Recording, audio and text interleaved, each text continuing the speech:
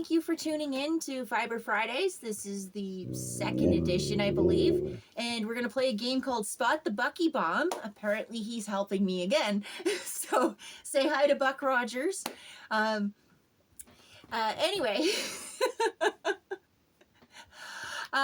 this video, I'm gonna talk about the difference, some of the differences between commercial yarn and like that you get in the store, and hand spun, which is what I do, and the purpose and uses for both of them, because there is absolutely a time and a place for them.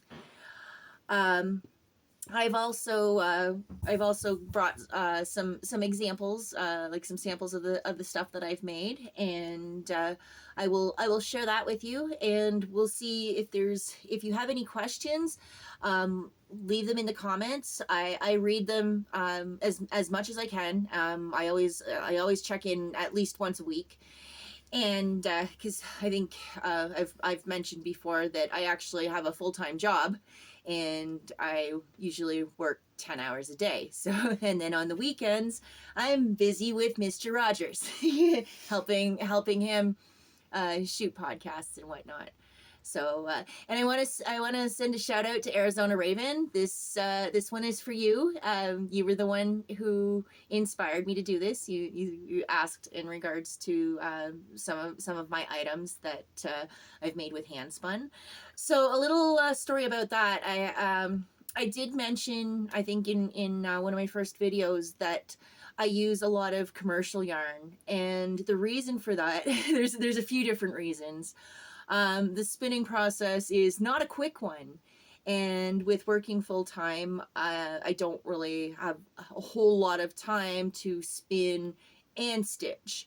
And before I was working at my sewing job, I was doing a variety of things. Like there was a point where I was a single mom and balancing, like taking care of sick parents and whatnot. So I had my hands full. So I did have to rely on commercial yarn, and I still have quite an extensive stash of it, and that is what I use mostly. So my plan is to use up my commercial stash. I only buy what I need, like if I'm trying to complete a project or if there's a specific request from a loved one.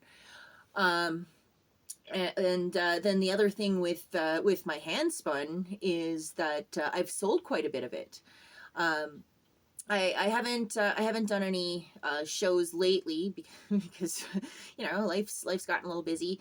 But when I was doing shows, like craft shows, on a regular basis, I did sell quite a bit of my Handspun. So there's people out there that have used my Handspun more than I have. So anyway, but with that said, there is going to be a lot more Handspun coming. I'm at a place in my life now. I was going through a lot of stuff, and I kind of convinced myself that I didn't have the time to spin yarn and that my time was limited and all that. So I'm taking back my power. I'm figuring all that stuff out. So this summer there will be lots of spinning going on. So stay tuned for that. So with all that said, I'm going to I'll start showing some samples. So I showed in my last, or in the first video, about carding wool and the whole process, like just like the basics of spinning. So once you spin the singles and you ply it, this is what you end up with. And I will do a future video. I've got a lot of different ideas in regards to plying. Like I'll show that. I will show taking the yarn off. I've got lots of plans. So anyway, so this is the skein. Now this is what would have been wrapped around the nitty naughty. Yeah, Don's here. I was so quiet. He was. You were doing well. I'm proud of you.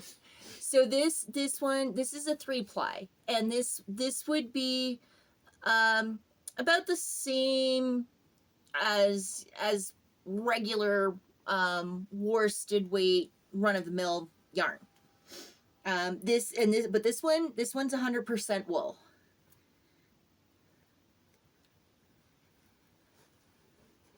This one is also 100% sheep's wool. I got it. And this one is a 2-ply. It's a little bit thicker. And the cool part about this was dyed with food coloring. It was done, I'm trying to recall, I believe this one was done with a technique called sun tea.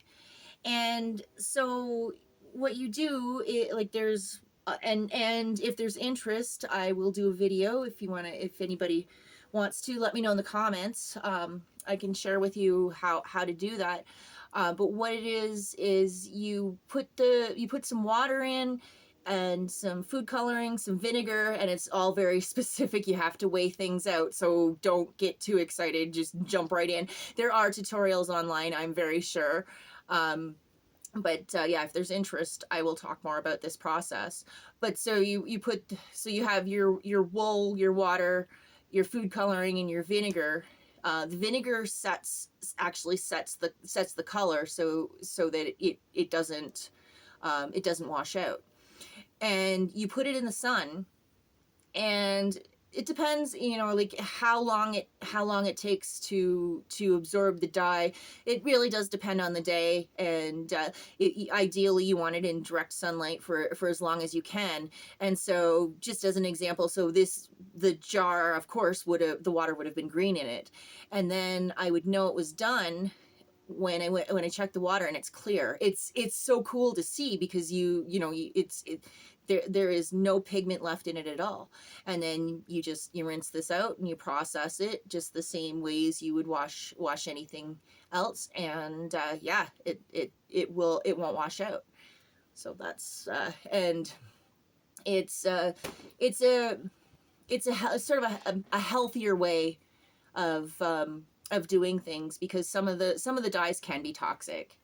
And so, and then this one, it's funny, I thought I had this in my stash, and I thought it was actually a commercially spun skein of yarn, but no, I actually did it, and I'd forgotten it was for a project. So this one is a 3-ply, but it is very, very fine.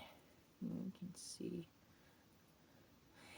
And this is actually a wool silk blend.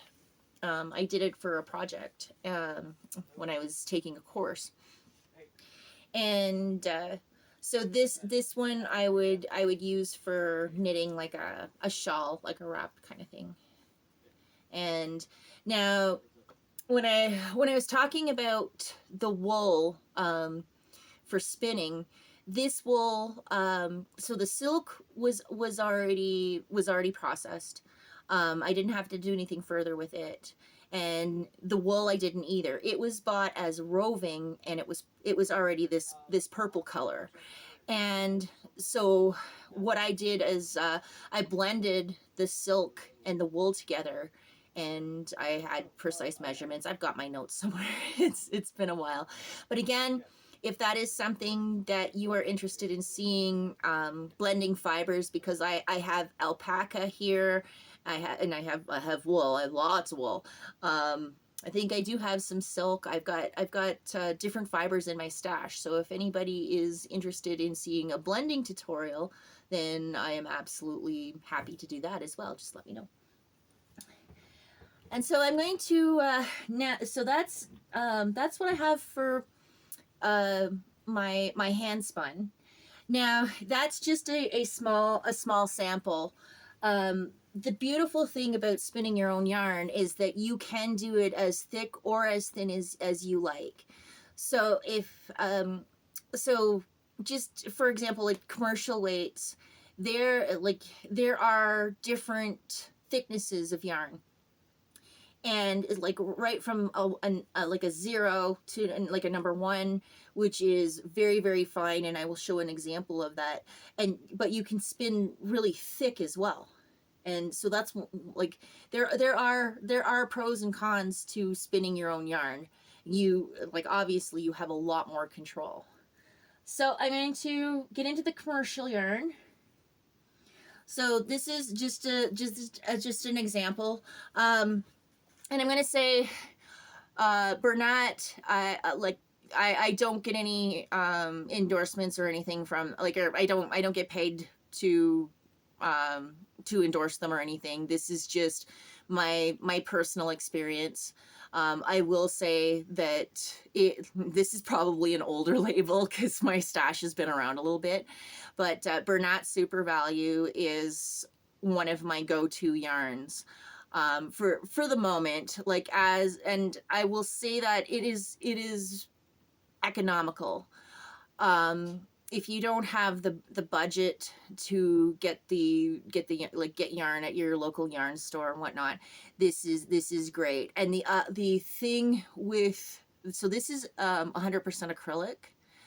One of the advantages of acrylic over wool is that it's easier to wash. So you can wash it in hot water. You can put it in the normal wash if you wanted to. Now, I do recommend that if you're washing handmade items, it is best if you can hand wash them, but let's be real, we don't always have time to do that. So it is okay for them to go into the washer.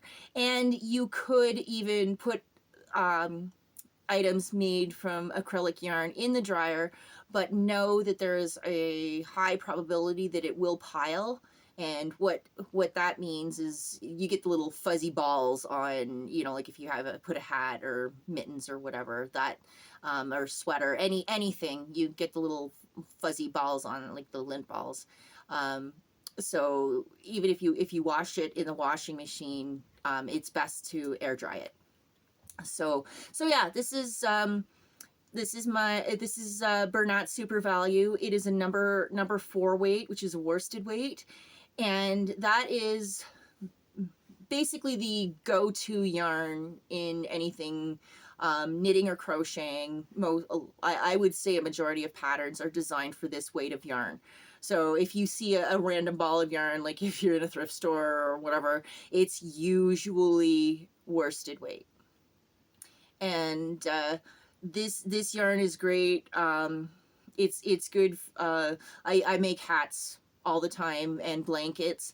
The one thing you want to be careful with acrylic yarn is sweaters, because so there's where wool, in my opinion, and I think a lot of people that know the difference would agree, wool is a lot more breathable. So a lot of people say they don't like wearing wool sweaters because they get too hot, and I that can be true, but I think there is a lot of confusion between wool and acrylic.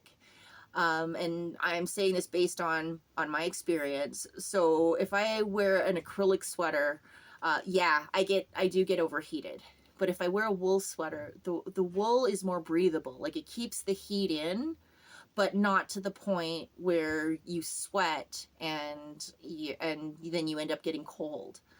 It absorbs the moisture, and it's just far more superior for a sweater. And even mittens. I would definitely take wool over acrylic any day.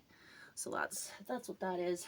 And then this is just another example of acrylic, and this one's from Red Heart. And again, I don't get any compensation from Red Heart. This is just personal opinion. This is what I use. So this is what's called a variegated yarn. And this one in particular, if I recall, it actually makes stripes. So if you were to work this up, it would turn into a stripe pattern. And I've used this many times, and yeah, it's really cool. So yeah, that's Red Heart Super Saver. The next yarn that I have, this is cotton yarn. And again, this particular one, I don't have a label, but it's from Bernat, and oh, I'm totally blanking on Handicrafter. That's what it's called. It's called Handicrafter.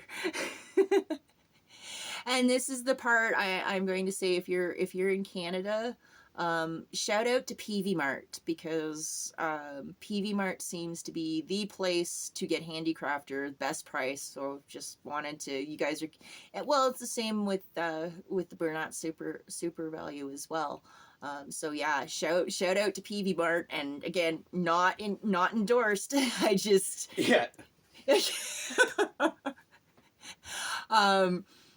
I just I'm really pleased with, like, for a farm supply store, they have the most amazing yarn section. So you're doing it right, guys. Thank you.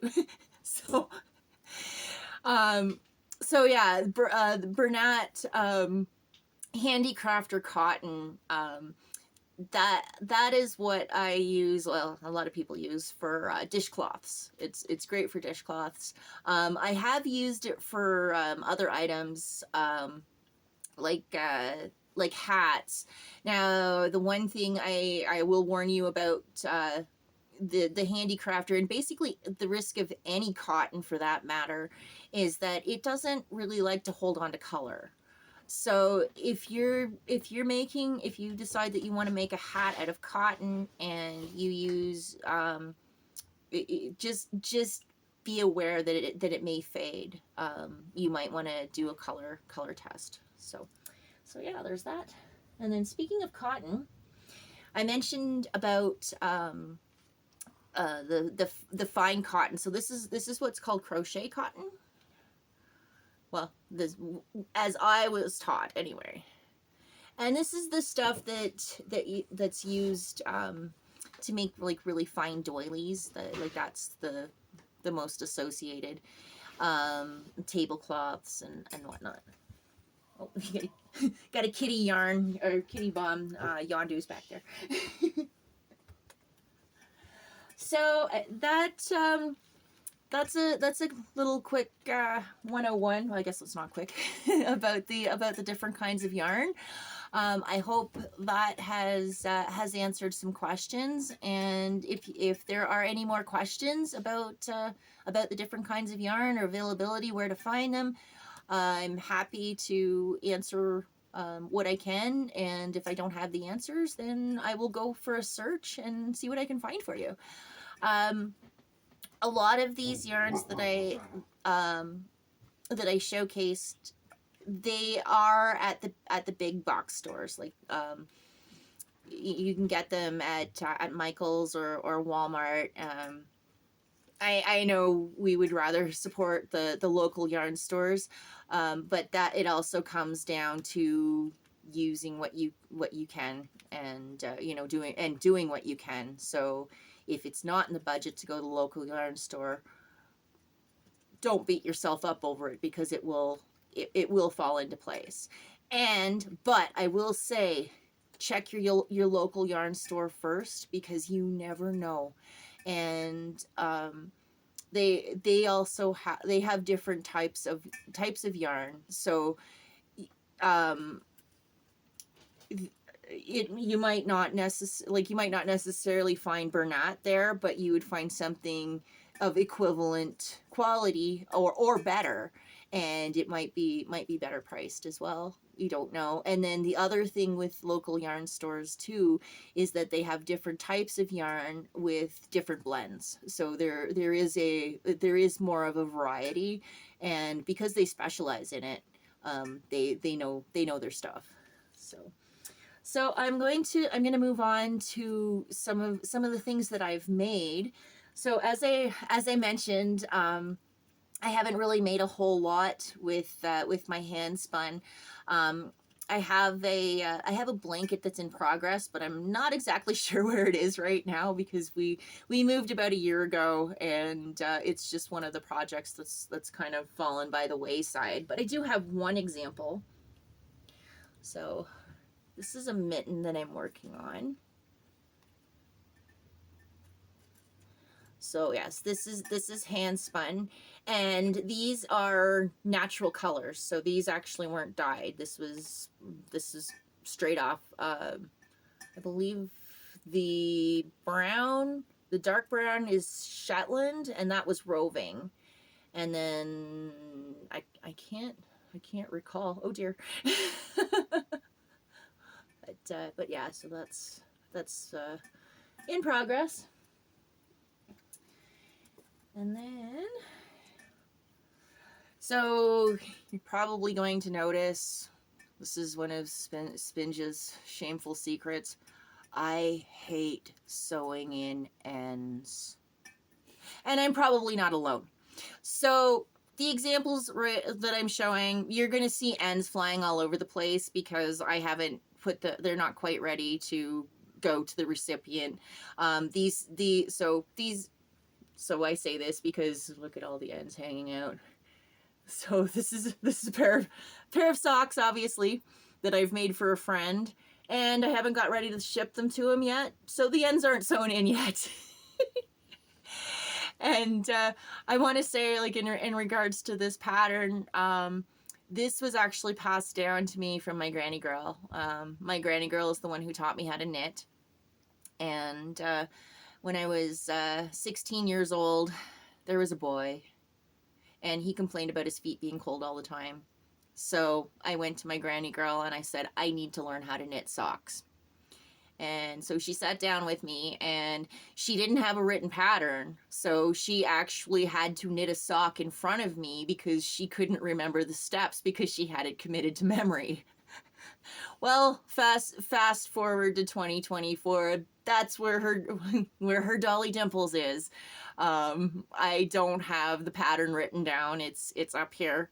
But if anybody is interested, I would absolutely be happy to write it down and maybe even do a video if you want to see how it's done. I'm happy to demonstrate. So staying with the knitted theme, I was talking about Bernat Handicrafter. So that's what I use for my dishcloths. So the trendy name for these days are farmhouse dishcloths. And I'm going to do a shameless little plug here. I do have some available, so if anybody's interested in buying them, shoot me a message on Facebook or Instagram. And this is one of those things, I've been doing this pattern forever, so I don't even know where I got it from, but I have it committed to my memory. I think if it's committed in there, I'm not going to say that I created it, but I can write it down. And again, it's one of those things, if you are interested in learning how to knit a dishcloth, let me know in the comments. I would be happy to do a video. And I've already put it out there that if I would consider doing Spinge's Stitch and Bitch if anybody was interested. You know, I could throw on a live stream, and we could basically knit something together. So if anybody's interested, this is a perfect first project. If you've never picked up a pair of knitting needles before, this would be a great place to start. So I probably will do that in the future, but if anybody's interested, then that just kind of lights a fire under my butt. So. So next I'm going to go on to the crocheted items. So I'm thinking I will do a video in the future about the difference between knitting and crocheting, because there is a difference. And I know a lot of people, I know most people know that. A lot of people don't, and don't be, if you haven't been around it, how'd you know, right? So I'm going to share. So I did, back in 2012, just after I graduated, I took a fiber arts program, and I will talk about that in another video, because that program was amazing. But after I graduated, my mom was quite sick, and I was going through a bitter court battle with my ex, and I was just in a place where I couldn't have a mainstream job because I never knew when I was going to be pulled into court or when I had to take my mom to a doctor's appointment, and I was a single mom at the time, so it was really best that I stayed home with my son anyway. And so in doing that, I needed to figure out, I wanted to have at least a side hustle, you know, like something I could do. Nobody's going to bother you on the weekends, right? So I started a page, and then I started pattern testing for a designer. She's known now as Knit by Jennifer, Jennifer Dougherty. You can find her now. She also is behind Crochet by Jennifer as well. And in a future video, I am going to be talking about her patterns because, oh my gosh, they are worth every penny. She has 2 books out that I will talk about because I ended up becoming a pattern tester for Jen, and so a lot of the stuff, well, including this hat. This is this is one of her designs that I had the honor of testing. So this is another one of her designs.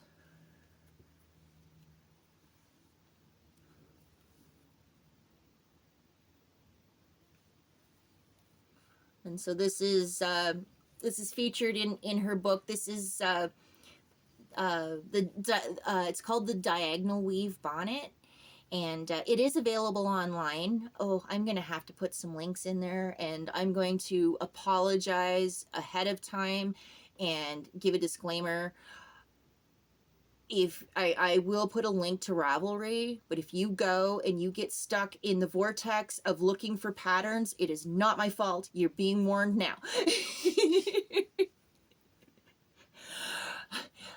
I will say Ravlery is a little political for my liking. They have actually politicized yarn. I don't like that part, but if you look past that part, it's awesome because it's got everything. It's got the patterns. There's forums.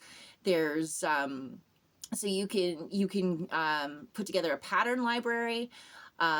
You can even catalog your yarn stash and what needles and hooks you have, where you've got it. Like it is crazy how detailed it is. So I do highly recommend Ravelry, and I will put that in the links. So yeah. Anyway, there's,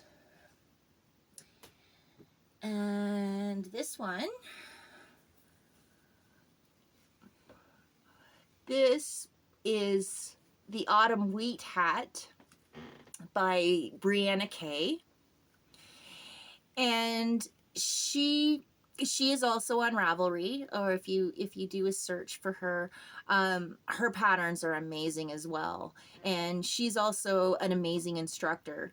So I would highly recommend if you want to learn to crochet now.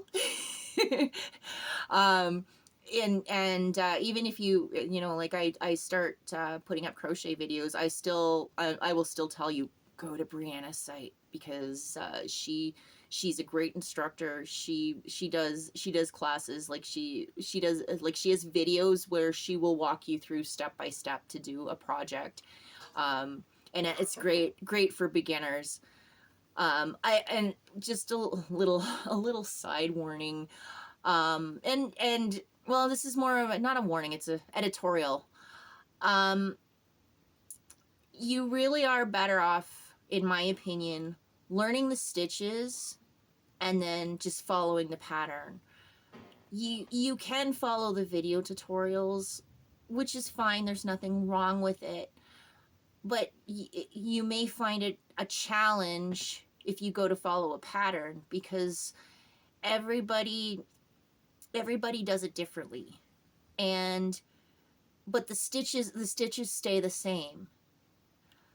So I don't really know where I'm going with this. It's basically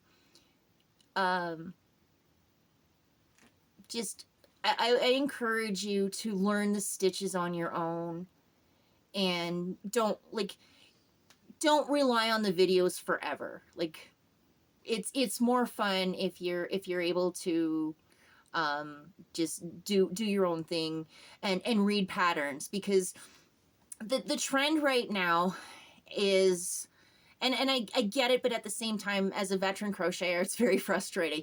It's a beginner's world right now. So if you've never picked up a crochet hook, enjoy. It's awesome, because like, so many of the patterns have pictures, like, step by step, and it's great for beginners. But once you get to the point where you know the stitches, we're in a world where it's pretty annoying. And like the patterns, like, like, you get the written pattern, and you get pictures, and if you're printing it out, it takes up a whole lot of paper that, if you're experienced and you know what you're doing, you don't need it. So anyway, sorry, I digress.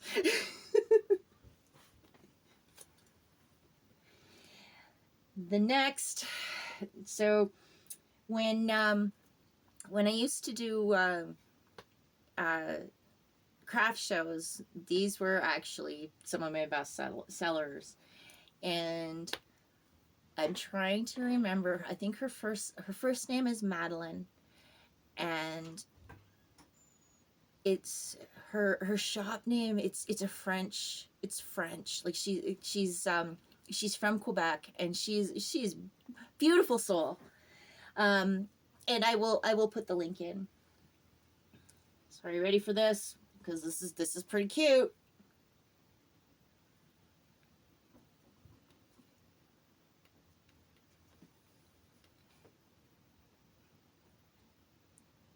I dare you not to get baby rabies with that.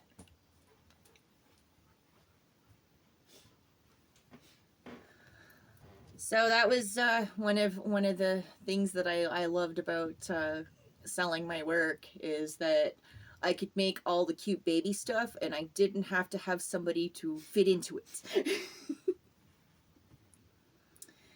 The last items that I'm going to share, these I'm going to give a shout out to Chris Matthew of Forbidden Knowledge News. He is the one who inspired these. I can't remember where I found the pattern, but I will dig and include that in the links too. So we if you've listened to Chris Matthew, you probably know his story about plant medicine and how mushrooms have helped him. And if you've heard the Mario story, how was he described? You can describe it better, Don. He basically goes on to say Mario is basically the hero's journey on psychedelic mushrooms, because when you think about it, Mario is very small in the beginning. He's a tiny little man, and then he eats the mushroom and grows into a bigger, more successful, stronger man. And as he eats more and more plant medicine throughout the game, he gains more and more superpowers, and eventually, it's an entire hero's journey, and it's all based on the mushrooms. That's the long and the short of it. I muddied it real bad, but Chris tells it like a legend. So yes, these Chris inspired these.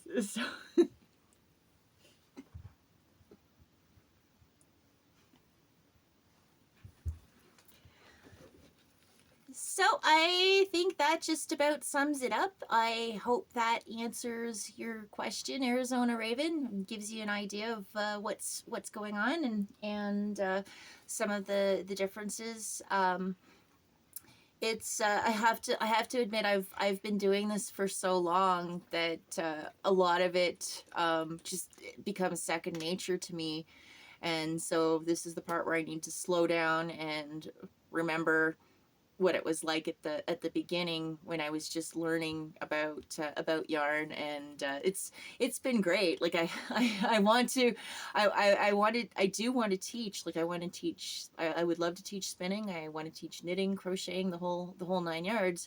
And I just need to remember, I need to get back to beginner's mind and put myself in their shoes. And I'm going to be doing that. There's going to be some instructional videos coming along. So before I go, I do have one more project that I want to share. I have shared shared pictures of it on Facebook, but it really doesn't do it much justice. So it's a blanket called Cottywomple, and the pattern is by Wiggle Sticks Designs, and I will say it's the most expensive pattern I've ever bought, but I have no regrets. It is worth every cent, in my opinion. Um, it is definitely an advanced pattern. A very organized beginner could do it. You really need to pay attention to where you are. And I will say, even, if there's veteran crocheters watching, don't be a hero. Use stitch markers on this one. Ask me how I know. So I will, as we wrap up, I will point the camera over there. But before I go, I just want to say thank you again for watching. And if you have any suggestions or ideas or anything that you would like to see, one of the things I do have on tap is I'm going to do a plastic canvas project and just give a demonstration of that.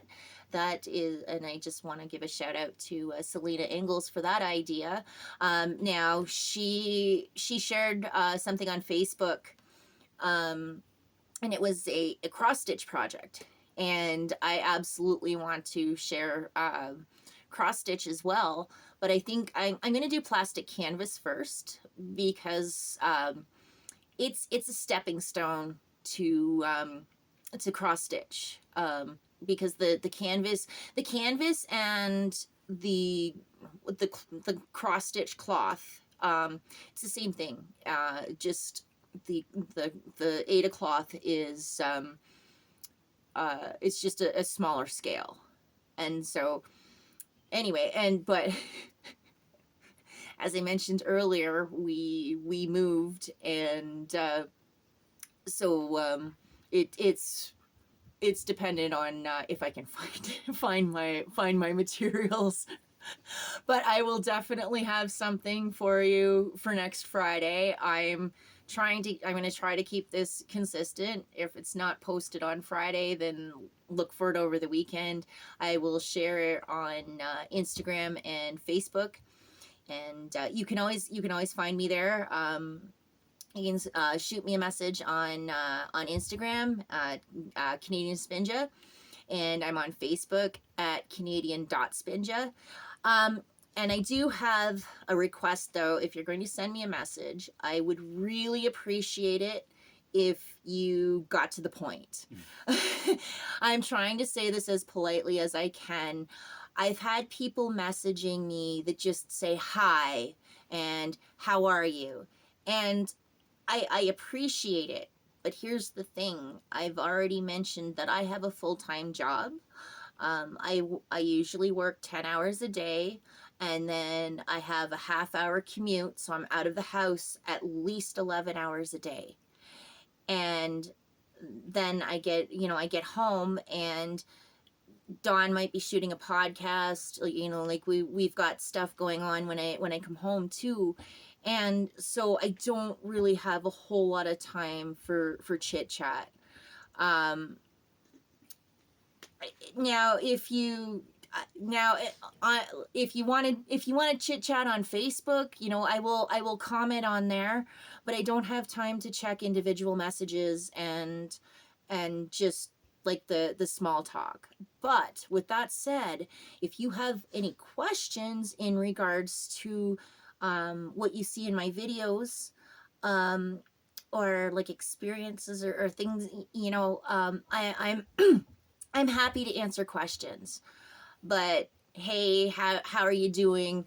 I need you to take that to Facebook. I really appreciate it. So you can find me on Facebook at Canadian.Spinja. And I just want to give a shout out to my interdimensional exit buddy and my best friend Don Rogers. I want to send him a big congratulations because he just hit 100 subscribers. He's over, I think he's at 102 now. Yeah. On his YouTube channel, and he just started it at the beginning of this year. And the really funny thing is, like, if you haven't seen any of his shows, he only started watching podcasts back in October, and that was because of my insisting. So the whole thing with, and now I'm on 6 of them. Oh yeah, now he's on 6 of them. So you know, the whole thing seems ironic, but it's absolutely beautiful, and it's because of him that I'm able to do my podcast, because he does my editing, and he does the promotion and sharing, and so I just want to congratulate him and thank him, and I love you, DJ Pooh Bear. So that's about it, and thank you for tuning in, and I'm going to flip the camera over and show you Cottywomple. So this is Cottywomple.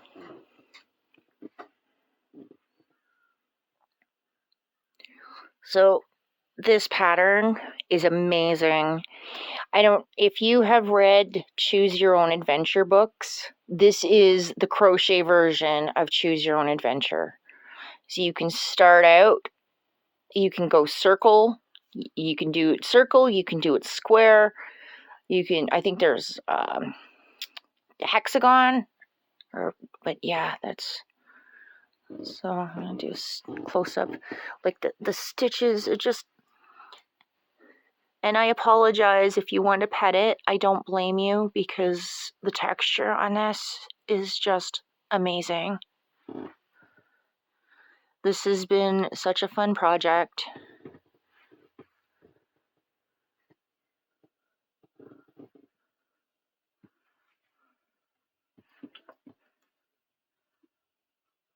So there you go. There's Cottywomple. Thank you again for tuning in, guys. I love you.